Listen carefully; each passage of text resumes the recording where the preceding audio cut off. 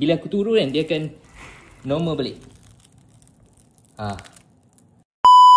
Apa yang best pasal luggage ni, kau tengok kat sini.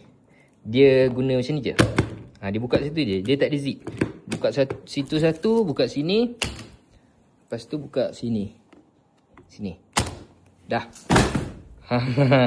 Dah boleh terbuka. Memang besar. Memang ada sini satu lagi compartment. Yang kau boleh isi barang-barang yang kau nak isi. Sini baju aku tebal. Macam ni. Boleh isi. So kalau nak tutup, kau just tutup. Lepas tu kat tepi ni, just boleh klik je. So dah tutup, kau just buat macam ni je. Dah settle.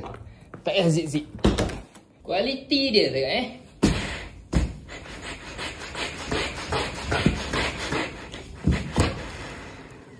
Dia memang tak akan kemek tau. Tengok tak buka lagi. Tengok dekat sini nanti dia akan kemek tau. Kalau aku pijak, nampak? Dia akan jadi macam tu. Tapi dia akan, bila aku turun kan, dia akan normal balik. Dia akan normal balik. Aku dah sediakan beg kuning kat dalam video ni. Kau just tekan je dekat situ.